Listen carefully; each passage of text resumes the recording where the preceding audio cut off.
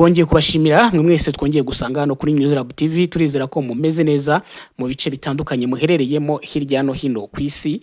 Reka dusuhuze abari mu bice bitandukanye aho uri hose wumve yuko tugusuhuje. Turagarutse rero n'amakuru yacu, tugiye kwibanda ku ngingo zitari nyinshi, turibanda ku ngingo eshatu zonyine. Ingingo nyamukuru tugiye kwibandaho n'amagambo atangajwe cyangwa yarayatangajwe n'umuyobozi cyangwa umuvugizi w'igisirikare cya Kongo FARDC, Uni General Sylvain Ekenge. N'amagambo yatangarije kuri televiziyo y'igihugu RTNC, n'amagambo yo gutangiza campaign anti-Tutsi, yo kurwanya abatutsi. N'amagambo rero cyane cyane ngo abatutsi bagomba kurwanywa no guhera ku bagore nibo cyane cyane yibasiye. Ibyo byose turabigaruka turebe ikirimo kuvugwa mu 2023. Ikibona ibyo ngibyo uyu muyobozi avuze, ihise isohora itangazo simusiga, itangazo rya gasopo ikomeye. Harakurikira hiki byose tugiye kubisesengura muri iyi nkuru yacu. Turibuze tugiye kujya ku muhigo wa FARDC. FARDC irashaka kwigarurira umujyi wa Uvira byanze bikunze. Ibyo irimo gutegura byose turabigarukaho hano muri iyi nkuru, ntucikwe. Turaza kujya mu Burundi turebe n'andi makuru arimo agenda avugwa mu buryo butandukanye. Tujye kure rero, niba utarakanda kuri subscribe ndagusaba ngo ubikore none ahangaha, kuko hano niho honyine ushobora kuzajya umenyera amakuru ataye neza, yataranywe ubuhanga n'ubushishozi kandi aturutse ku isoko yezewe. Ntitutinda rero, ntago turibuze kubarambira, reka dutangire n'aya makuru. Mu ijoro ryakeye umuvugizi w'igisirikare cya FARDC muri Repubulika Iharanira Demokarasi ya Kongo yitwa Sylvain Ekenge yageze atya ajya kuri televiziyo y'igihugu. Yaragiye gutanga situation yuko ikibazo cy'umutekano gihagaze muri Kivu y'Amajyepfo, cyane cyane na Kivu y'Amajyaruguru birumvikana, ariko cyane cyane Kivu y'Amajyepfo, kuko ari hamaze kugenda havugwa ibitero cyangwa se imirwano hagati ya FARDC ndetse na M23, cyane cyane hariya hafi y'umujyi wa Uvira. Mu ngingo yagarutseho rero ntabwo turibuze kuzirambura zose, ariko reka turebe ikintu cyarikoroje hirya no hino kikaba kirimo kugenda kigarukwaho. Ni inkuru igezweho nuko uyu mugabo yagize gutya atangiza icyo twita campaign cyangwa se kampanye yo kurwanya abo mu bwoko bw'abatutsi. Arabibasira, za mvugo z'urwango bajya bavuga noneho zirimikwa zongera kugaruka mu bayobozi ba Repubulika ya Demokarasi ya Kongo. Uti yavuze iki uyu mugabo? Turebye mu magambo yavuze ati ngo quand vous épousez une Tutsi, il faut faire attention. Ariko reka ndebe ijambo ryiza yakoresheje, yavuze ngo lorsque vous épousez une femme Tutsi, il faut faire très attention. Ati mu gihe ushatse umugore w'umututsikazi ugomba gukora cyangwa ugomba kugira ubwitonzi bwinshi cyane. Ati kuko nk'ijambo yongeyeho yavuze ati kuko ngo hazabaho abana ariko ku rundi ruhande ari abatutsi, kuko mu muryango w'abatutsi bazagenda bagomba kuzaba bafite abishywa babo cyangwa babyara babo ariko b'abatutsi, ngo byumvikane yuko n'ubundi bo ku ruhande rwabo bazabiyumva nk'abatutsi, ntago bazabiyumva nk'abahutu cyangwa ikindi. Aya magambo rero iyi nteruro yakoresheje cyane cyane angavuze ngo lorsque vous épousez une femme Tutsi, il faut faire très attention. Nukuvuga ngo iyo ushatse umugore w'umututsikazi ugomba kwitonda cyane.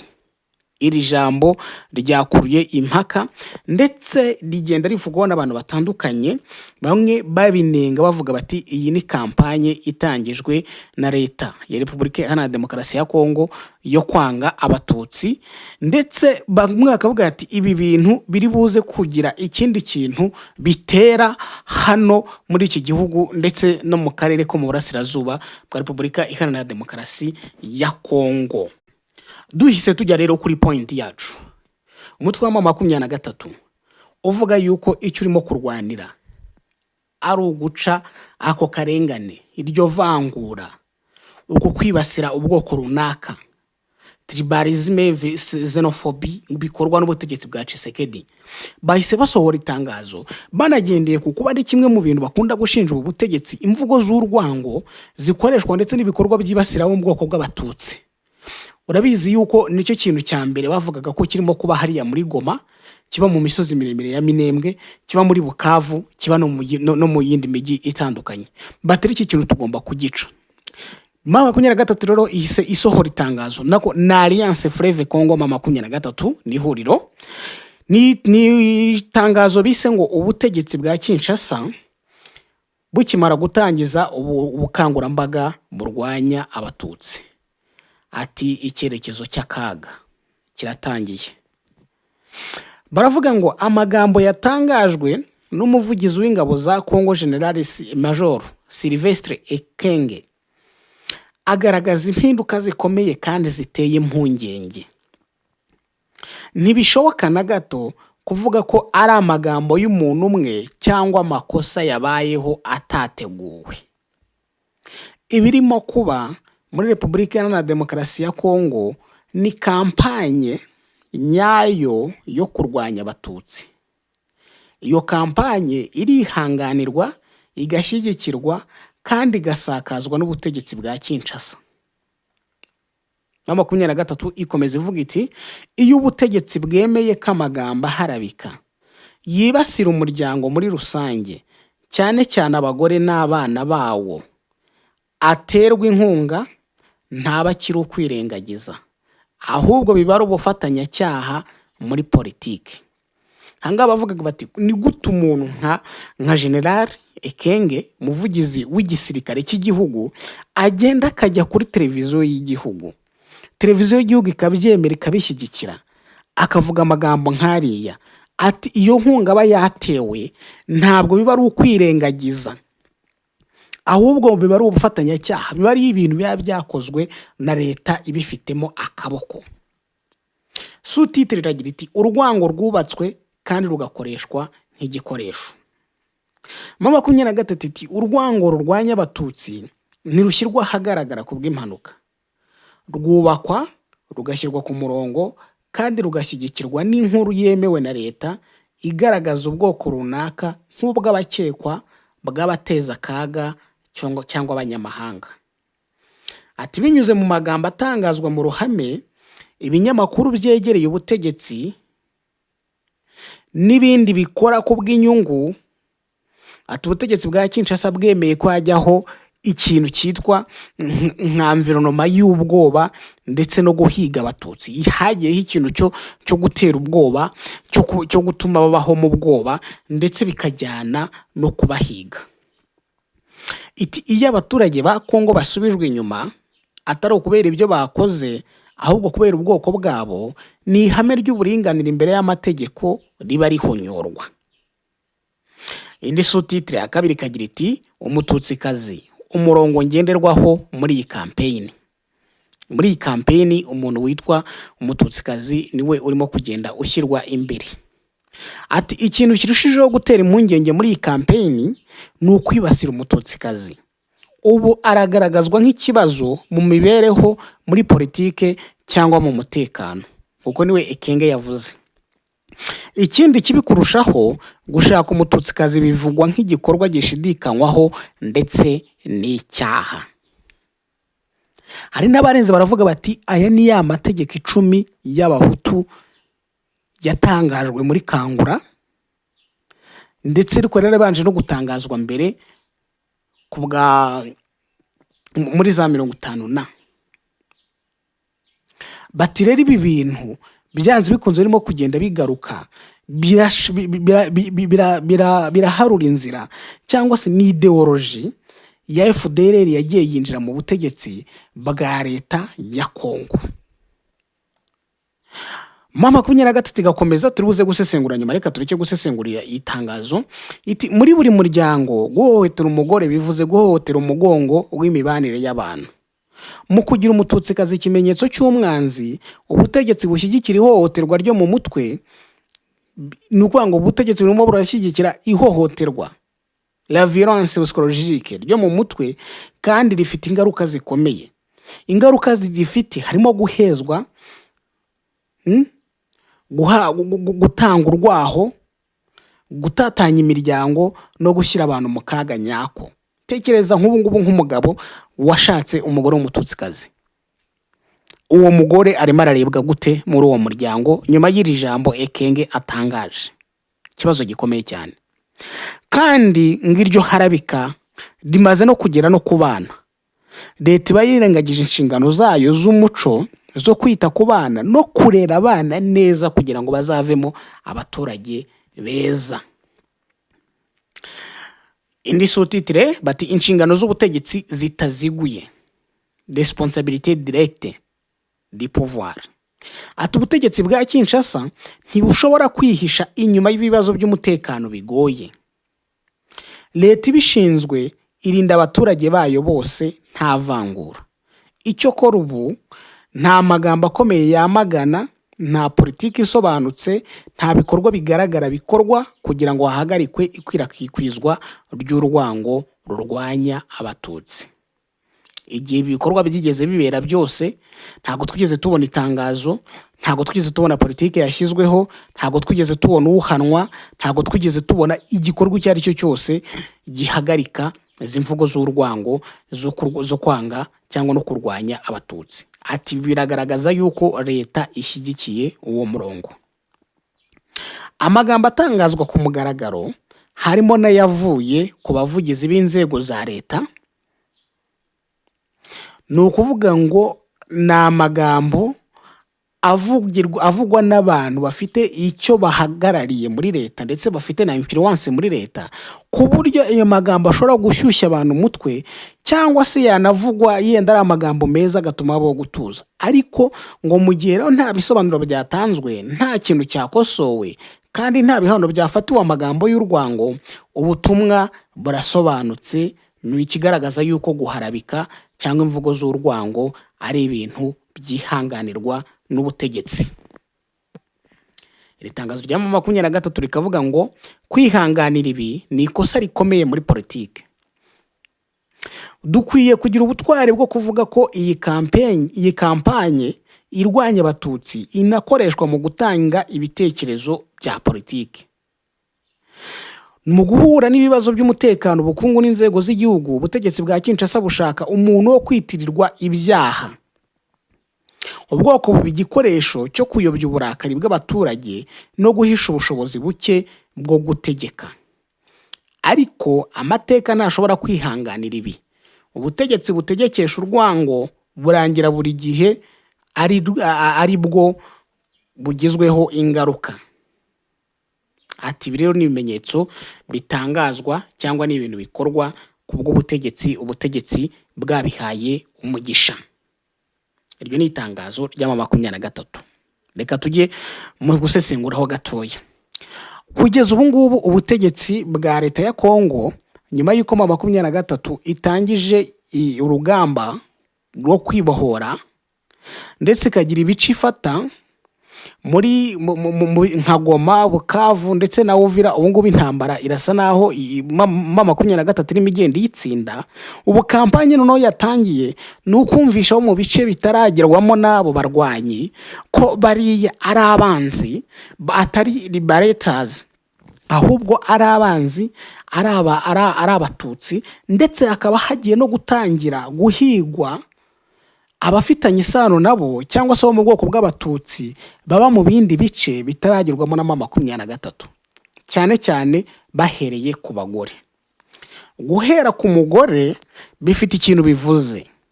Umugore ni umutima w'umuryango. Bivuze ngo kumubuza amahoro ni ukubuza amahoro umugabo we. Wa mugabo ufite umugore w'umututsi, biringa byende byo kuvuga ngo mwitandukanye n'abatutsi. Umugore ufite umugabo w'umututsi, uwo mugabo niba ari mu butegetsi cyangwa niba ari umucuruzi cyangwa niba ari ikindi kinakora, azakora ibishoboka byose kugira ngo imbehe ye itubama. Ibyo byabayeho mu Rwanda, ugasanga umuntu ageze nawe yica umugabo we cyangwa yica umugore ngo kubera ko ari umututsi. Ibyo byarabaye. Iyo ni ideology n'imigende kwirakwira. Biri buze rero kugera naho ngaho kugira ngo noneho 23 izagera ahantu, kuko babonye mu Burasirazuba yagiye ifata muri Kivu y'Epfo na Kivu y'Amajyaruguru, aho yagiye igera bagendaga bayikomera amashyi. ndetse ejo bundi abaturage bagiye mu muhanda bavuga ati nyamuneka aba bantu ni bazima, baduha amahoro, baduha amashanyarazi, baduha amazi, nta kibazo dufite. Ubu ngubu noneho batangiye na kampeni yo gukuraho imisoro. Ahantu habaga ama checkpoint asoresha barimo baragenda bayakuraho, hari 560 ubu ngubu bakuyemo 310. Ibyo ni ibintu byose barimo kugenda bakora kugira ngo baganye icyizere cy'abaturage.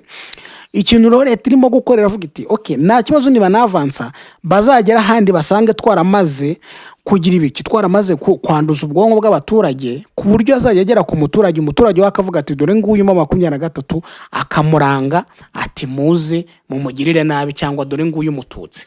Uku kwica rero, kwica abantu umuntu uza mu bwonko gutya, biri buze kuza kugenda bigira ingaruka ku buryo biri buze noneho gutera ikintu kiri buze kuba ubwicanyi bushingiye ku moko. Ubundi leta ijya kurangira itangira kwitwaza amoko no gushaka gukoresha ibyo bintu by'irondabwoko mu kurwanya abandi. Umuturage bakamushyiramo ngo wewe uri kanaka, uri kanaka, rwanya kanaka. Icyo gihe abaturage none urwango rwo kuvuga ngo bariya ngo bavuga ikinyarwanda noneho bivuyeho, ahubwo noneho bagiye mu kuvuga ngo bariya ngo ni abatutsi, bariya ni abahutu.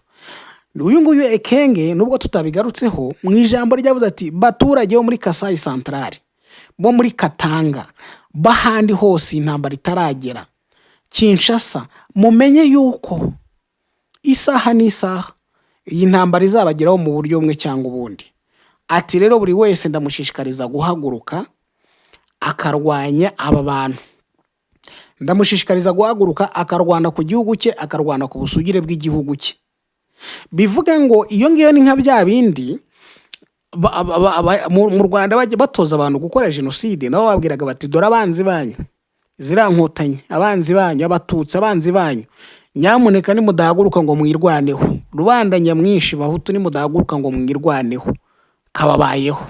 Iyo kampeni yakoreshejwe mu Rwanda ni irimo kugenda igakoreshwa muri Kongo. Ni ibintu byatangajwe n'umuvugizi w'igisirikare cya Repubulika ya Demokarasi ya Kongo, si ibintu 23 yahimbye cyangwa undi muntu wese yahimbye, niyo wabyitangarije. Turimo gusesengura iyo kampeni. Wajye kureba rero imvano yayo mu 1994 basize bakoze jenoside mu Rwanda yakorewe abatutsi, baragiye bahungira muri Kongo.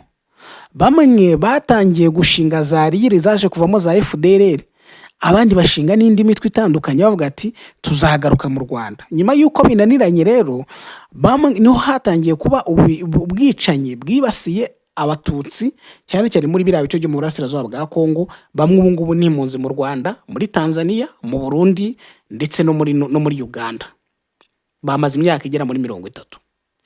Nukuvuga ngo baravuga ngo igihugu cyacu tugikuyemo n'abatutsi bene wanyu, ni mugende mujye mu byacu dusize, natwe turajya hano turabirukana mu byanyu tuhafate, hanyuma namwe nimusange bene wanyu mu Rwanda. Abo ngabo baragiye banywana n'abahutu bahariya n'ubundi muri Kongo, barashakana, barabyarana, biba famiye ariko yubakiye kuri wa mujinya bakuye mu Rwanda no kuri ya ngengabitekerezo bakuye mu Rwanda yaje kugeza aho bakora jenoside. Barangije baragenda bayitera mu bakongomani, abanzi banyu naba n'uyu nguyu dore noneho banabicaye Perezida Mobutu mwakundaga. Bigahura n'ikindi kintu kigeze gushingwa ngo cy'abahinzi, niba ari iki bita ngo ni Magrivi, cyawurirwagamo n'abahutu bo mu Rwanda ndetse n'abahutu bo muri Kongo. Iyo mariage rero idagenda ibaho. Abo barabyaye abana babo uyu munsi no bari mu gisirikare, niho birirwa batanga abasirikare bakuru ngo bariyango ni Abanyarwanda bakorana n'u Rwanda. Ndetse uyu General Ekenge yavuze ati buriya nimubona abasirikare bakuru b'abofisiye cyangwa n'abandi bari superieur baba general bafashwe, ati buriya nimuzagire ngo hari ikindi, nuko babaye manipire n'u Rwanda. Abanyarwanda bamaze kubinjirira, bamaze kubamunga, barabakoresha. Nicyo yasobanuye, yavuze ko ariyo mpamvu yitabwa muri yombi ry'abajenerali tujya tubona uyu munsi. Barabwa 22 bamaze no kwiyongera, ubu ngubu noneho n'umubare ushobora kuza kwiyongera. General Kengere akavuga ko ibyo ngibyo bituruka muri abo Banyarwanda. Hanyuma abo Banyarwanda twavugaga ruguru barabahunze bamaze gukora jenoside, abana babo bari mu butegetsi ndetse bamwe abuzukuru babo cyangwa se abana babo cyangwa se abo mu miryango bashatsemo cyangwa se n'abandi, abo ngabo nibo bari mu nzego zifata ibyemezo muri leta ya Kongo, harimo nteko ishinga amategeko n'ahandi. Iyo ngengabitekerezo yabo urumva barayifite, ni nabo baba mu ba mbere mu kuyikwirakwiza mu bandi. Bamara kuyikwirakwiza mu bandi, ingengabitekerezo yo kwanga umututsi ubu ngubu yahindutse ikintu ngenderwaho muri Kongo, cyane cyane aho hatangira urugamba rwa 23 rwo kubohora Kongo. Iyo ngengabitekerezo rero niyo noneho ubu ngubu yongeye guhisa n'ihindura isura, ubu noneho yagarutse mu kwibasira abagore b'abatutsikazi. Mu minsi iri imbere muraza kubibona, bo kwibasira avuga igiswahili byavuyeho, ubu noneho hibasiwe umugore w'umututsikazi. Ni etape kuri etape. Iyo etape igezweho rero wumvise imvano yaho birimo guturuka. Ubu ni politike none igezweho yo kwanga umututsi kazi hariya muri Repubulika ya Demokarasi ya Kongo. Ibi bintu ikintu biruze gusiga rero kirakomeye. Ugiye kwinjira mu ntuza mu busesenguzi urasanga ko byanze bikunze Kongo nanone wavuga yuko iguye mu mutego ntabwo yababeshye. Kongo iguye mu mutego uri kuza kuyigobotora, biri buze kuza kugorana kuko nabiriya biganiro byanuza bya Doha ntago kirimo kubijyamo, ndetse n'izi mvugo z'urwango noneho batangiye. Leta ishobora kuziyakana, yaziyakana gute se kandi nta muntu muri ahana muzimushinja? Waziyakana gute se utarasohora itangazo rizamagana? Kandi iki nicyo kintu 23 yakunze kugaragaza. None si ibi bintu urabona wowe ugiye muri comment urabona biri buze kurangira gute? 23 ndiri buze kongera ubukana bukazamuka, intambara ntiri buze gukomeza ikagera n'ahandi. Reka tuze kubihanga amaso. Gusa tukivuga kuri iyo ntambara, reka tujye kuri topic yacu ya kabiri. No kuvuga ngo uyu mugabo ngo Nekenge yavuze ko noneho ngo ubu ngubu barimo kwavansa, bashaka kwigarurira umujyi wa Uvira, dore ko ngo n'ibitero bikomeye bikomeje kugenda bikorwa. Umuvugizi rero Ekenge Bomusa yavuze ko ngo ubu bari kugenzura amakobora ya mbere n'iya kabiri. Imirwano ikaba ikomeje mu duce turi ngo kuvaho imirwano irimo kubera ugera muri Uvira ngo ari ibirometero 7, ngo bigaragara ko kuva amakobora mu birometero 30 ukabugeza mu birometero 7 hafi ya Uvira, barimo baragaruka imbere ngo bashaka kongera kwisubiza Uvira. Nibyo ngibyo yavuze. Hanyuma mu gihugu cy'u Burundi rero, mu gihugu cy'u Burundi hari umugabo bita Bunyoni ngo yamaze kwimurwa, yamaze kuvanwa mu bitaro byo muri Gitega, ngo yamaze kujyanwa i Bujumbura mu bitaro byitwa Kira Hospital. Ni bitaro rero biri privé, ndetse ngo yajyanywe arindiwe umutekano ku rwego rukomeye ku buryo bamurindaga kuba yaza gucika. Ibyo ngibyo twabibagejejeho mu nkuru yacu ya mbere. Nibo bishaka reba inkuru iheruka urebe urubuze kumvamo ibya Generali Bunyoni nawe utamerewe neza hariya muri gereza aherereyemo, ariko ngubu none arimo aravurwa. Gusa ngo hari kirimo kugenda kiza, nubwo nyine ubona ko hagikomeje kugenda hari urwikekwe ese uyu mugabo ashobora kuza gutoroka, biri buze kugenda bite. Gusa ubu nguru yakaba yamaze kwimurwa, akaba yajyanywe mu bitaro. Ariko nanone amakuru y'imbere avuga ngo iki? Amakuru y'indani avuga ko ngo ibitaro bya Gitega byaba byarananiwe kumuvura, bagahitamo kumujyana muri privé. Gusa ariko abandi bakavuga ngo kujyana Bunyoni muri privé nanone bishoboka kuba ari undi mugambi wo gushaka kumwikiza, ahubwo noneho bakamwikiza mu ibanga, kuko ngo ahantu yajyanywe hari amaze iminsi hasa no hacunzwe n'abasirikare no mu nzego z'ubutasi z'u Burundi, ngo bahasuraga buri munsi. Ngo rero ahantu yajyanywe akaba ari muri biriya bitaro nyine twavuze bya Kira Hospital hariya muri Bujumbura. Uyu mugabo yatawe muri yombi muri Mata 2023 akurikiranyweho ibyaha birimo kugambanira igihugu n'umugambi wo kugira nabi Perezida Evariste Ndayishimiye. Urukiko rero rwamukatiye igifungo cya burundu. Tariki ya 9 rero kwakira nibwo yakuwe muri gereza ya Gitega, nyuma y'aho umuryango uharanira uburenganzira bw'ikiremwamuntu ugaragaje ko adatabaye vuba ashobora gupfa, kuko ye ngo yari arembye cyane. Bivuga rero ngo yuko Bunyoni wari mu bitaro bya Gitega hariya yari yorohewe bitandukanye ngo nuko ubuzima bwe bwari bumeze mbere, aho yari afungiye mu kazu ka wenyine muri gereza. Ubu noneho ngo yashoboraga kuvuga gake gake, ariko Ubu ngubu rero abashinzwe umutekano barimo polisi, abakozi b'urwego rw'iperereza n'intumwa za perezida Ndayishimiye barabanje bajya kugenzura biriya bitaro agomba kujya kuvurirwamo, abona kujyanwayo.